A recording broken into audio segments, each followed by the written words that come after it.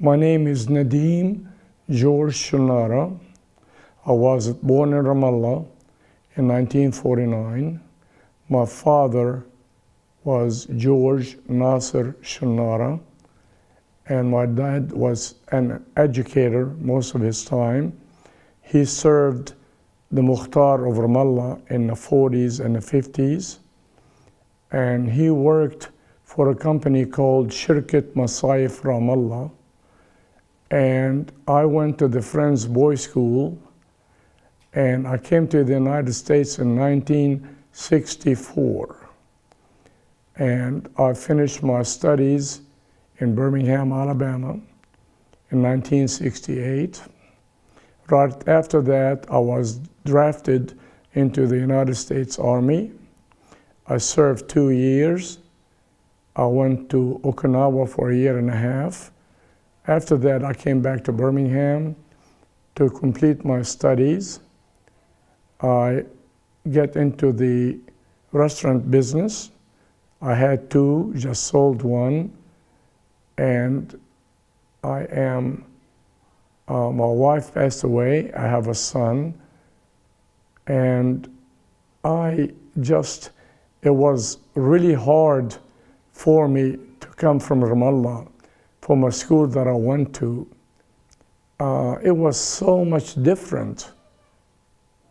And in Ramallah, our friends that went to school with us, we stayed in same classes, and we became like brothers, And in the United States, it was different.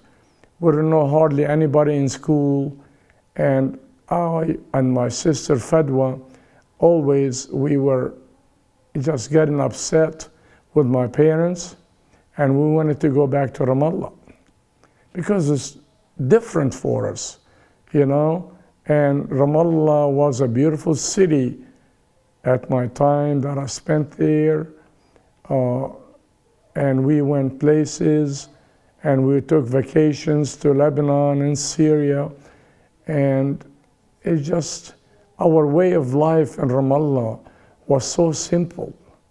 But it was beautiful. Ramallah at my time, Ramallah was small. The population before the Nakba, Ramallah had like 8,000 original Ramallah people.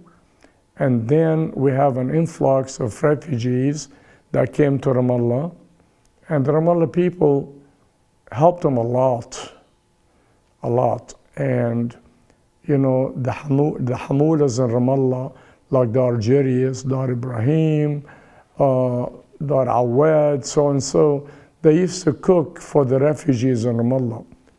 And Ramallah became a city of maybe 18,000 people.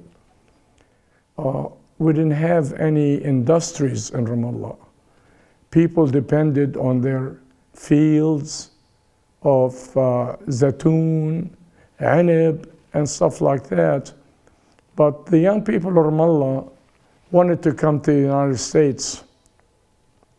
And their outlook back then was, come to the United States, work hard, send money to their families in Ramallah, and then go back to Ramallah. But the way it went, they came here in the United States, they prospered, they opened businesses, they sent their kids to colleges and became professionals. We have so many young people who are doctors and lawyers and engineers and professors, and they never went back to Ramallah. So they brought their families to the United States.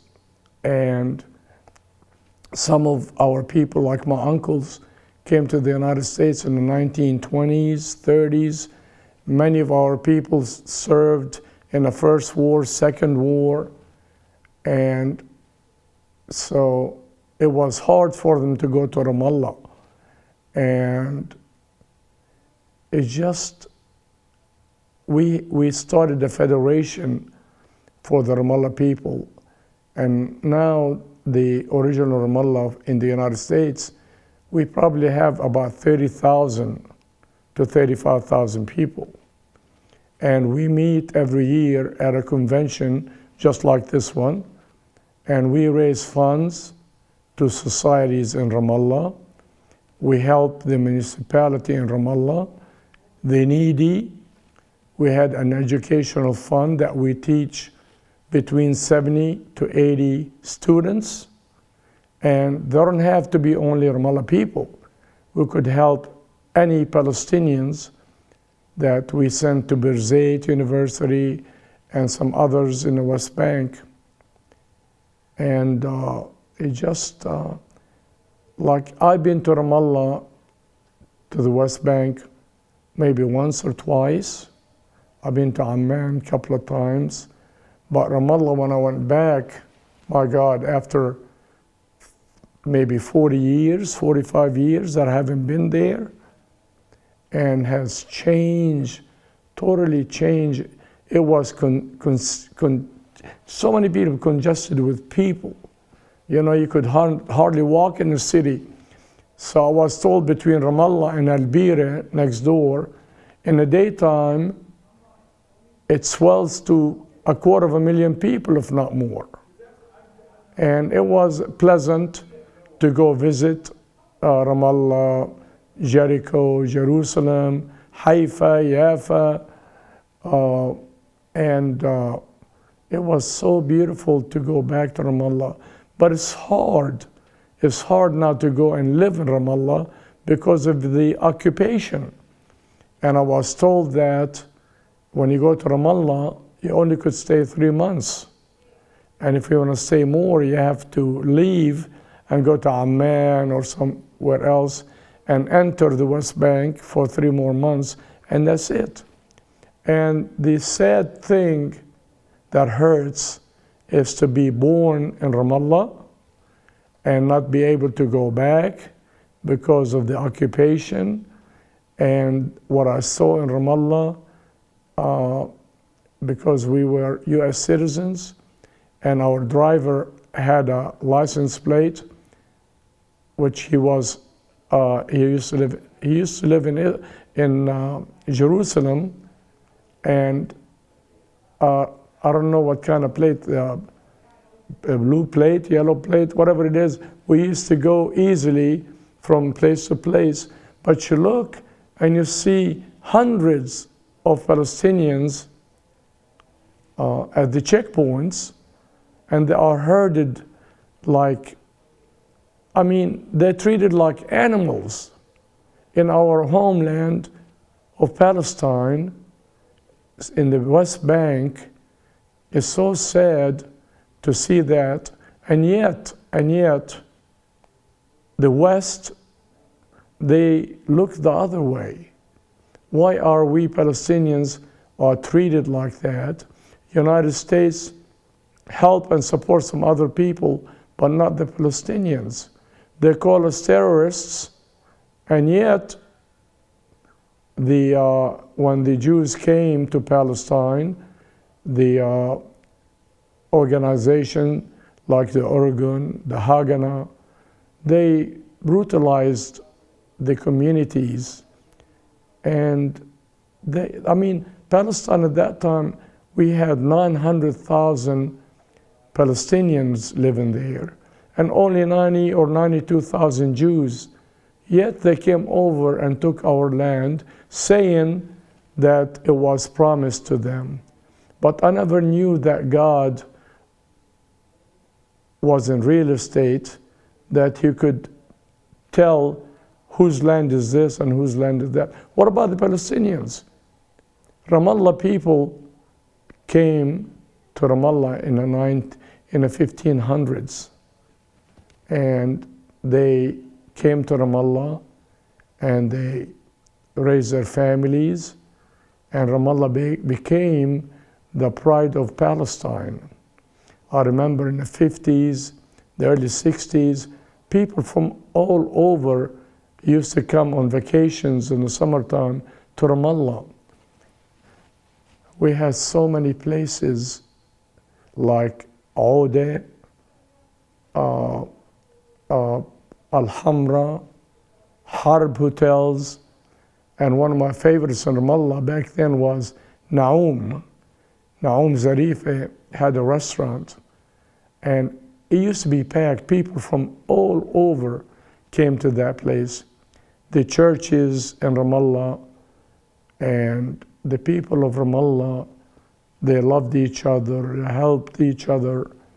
And there were differences, but they always prevailed and they always came to the top. And Ramallah will stay in my heart till the day that I die. My childhood days in Ramallah was beautiful with my friends. And the reason I come to the conventions because of our families that come here. You could see that there's almost a little over 1,000 people at this convention. And there is 7 of my classmates who are here from the Friends Boys School. And we are just like brothers, you know? And the families are so well connected. But our love to each other, to our city of Ramallah, will always stay with us. I never knew my grandparents. My grandfather, my dad's dad, his name is Nasser, and he had a big position in Ramallah. He was also a Mukhtar of Ramallah in maybe 1915, and it was said that he was so honest that the Turks, when they were withdrawing after the British defeated them in Bir Sabi', Beersheba somewhere, that they had some gold that they entrusted in him to keep for them because they thought they're going to come back. But they did not come back, and it was given to the British. That's my grandfather, my dad's. My other grandfather, his name is Ibrahim Salama Tota. He also served as a mayor in 1936, 38. My grandmother's, one, she was from the Muganam family, and the other grandmother, she was from the Tota family. And back then, the mothers, they want to look for brides for their sons, and they, of course, they wanted the girls from their own family to marry.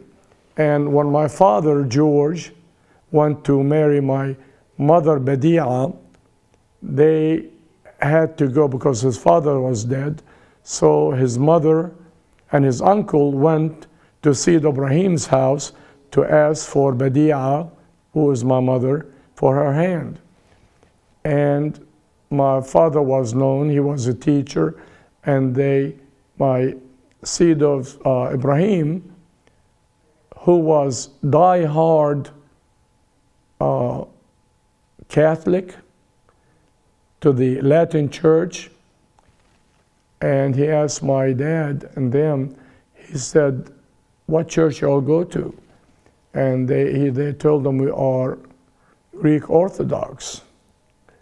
And he says, well, I would love to have your son to take my daughter, but we cannot marry them in the Greek Orthodox Church.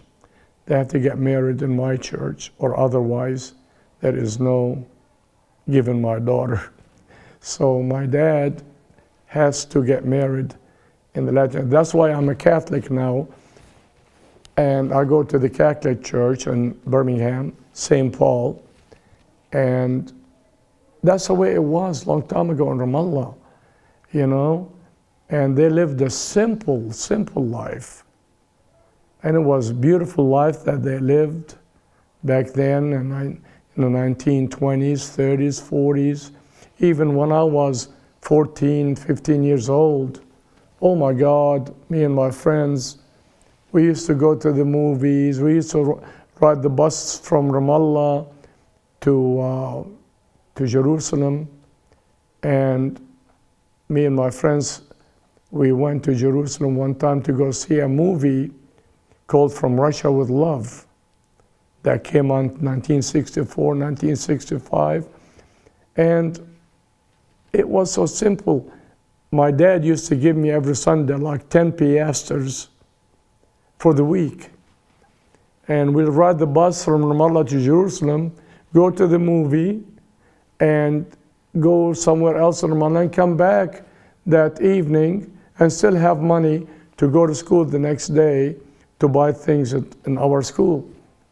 And it was just a beautiful life. The Ramallah Federation, a few years ago, started a family tree. And it's a big family now, and we are so connected.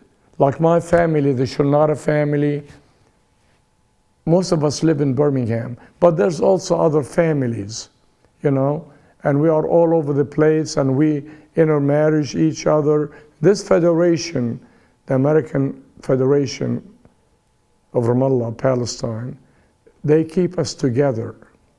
And we have 21 clubs in the United States, and our mother is the Federation, Ramallah Federation.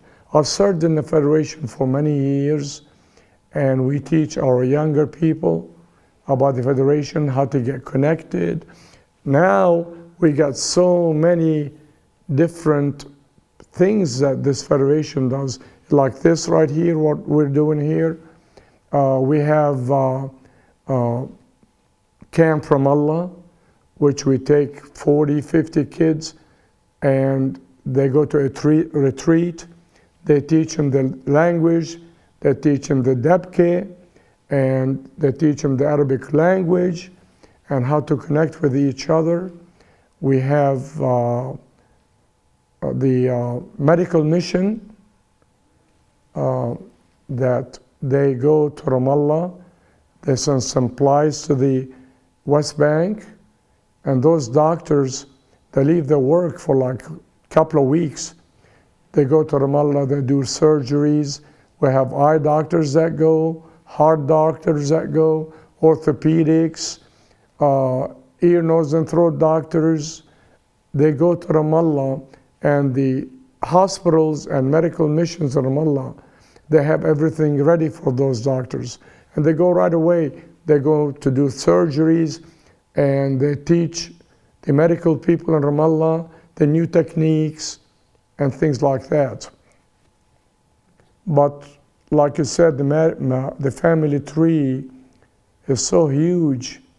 They said that we have between 30 to 40,000 Ramallah people that live in the United States, and we live in maybe of all the states.